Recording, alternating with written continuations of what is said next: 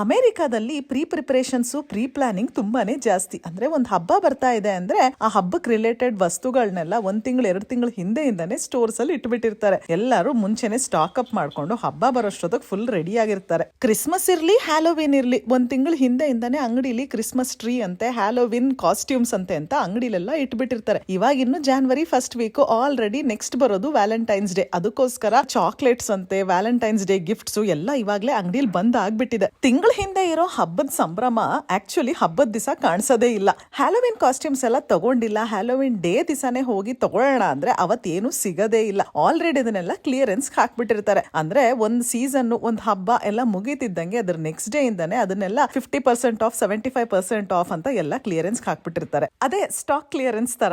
ಏನಪ್ಪಾ 10 ರೂಪಾಯಿದು 5 ರೂಪಾಯಿಗೆ 4 ರೂಪಾಯಿಗೆ ಎಲ್ಲ ಸಿಗ್ತಾ ಇದೆ ಅಂತ ಕಣ್ಣಿಗೆ ಕಂಡಿದ್ದ ಕ್ಲಿಯರೆನ್ಸ್ ಐಟಮ್ಗಳನ್ನೆಲ್ಲ ಎತ್ತಾಕೊಂಡ್ ಬಂದ್ರೆ ಮನೇಲಿ ಹಾಳು ಮುಳು ತುಂಬಿಸ್ಕೊಳ್ಳೋದಂತೂ ಗ್ಯಾರಂಟಿ. ಅದರಲ್ಲಿ ಸ್ವಲ್ಪ ಬುದ್ಧಿ ಉಪಯೋಗಿಸಿ ನಮ್ಗಿದು ನಿಜವಾಗ್ಲೂ ಬೇಕಾ ಬೇಡವಾ ಅಂತ ಡಿಸೈಡ್ ಮಾಡಿ ನಿಜವಾಗ್ಲೂ ಬೇಕಾಗಿರೋದನ್ನ ತಂದ್ರೆ ಸ್ವಲ್ಪ ದುಡ್ಡು ಉಳಿಸ್ದಂಗ ಆಗುತ್ತೆ. ಸೀಸನ್ಗಳು ಎಂಡ್ ಆದಾಗ್ಲೂ ಈ ತರ ಕ್ಲಿಯರೆನ್ಸ್ ಅಲ್ಲಿ ಬಟ್ಟೆಗಳನ್ನೆಲ್ಲ ಹಾಕ್ಬಿಟ್ಟಿರ್ತಾರೆ. ಸೊ ಒಂದ್ ಸ್ವಲ್ಪ ಸ್ಟಾಕ್ ಅಪ್ ಮಾಡಕ್ಕೆ ಒಂದ್ ಒಳ್ಳೆ ಟೈಮ್ ಅಂತಾನೆ ಹೇಳ್ಬೋದು. ಹೀಗಿರುತ್ತೆ ಅಮೆರಿಕದ ಶಾಪಿಂಗ್ ಸಮಾಚಾರ. ಸೇಲು ಕ್ಲಿಯರೆನ್ಸ್ ಗಳ ನಡುವೆ ಇರುತ್ತೆ ನಮ್ಮ ಶಾಪಿಂಗ್ ಸಂಭ್ರಮ.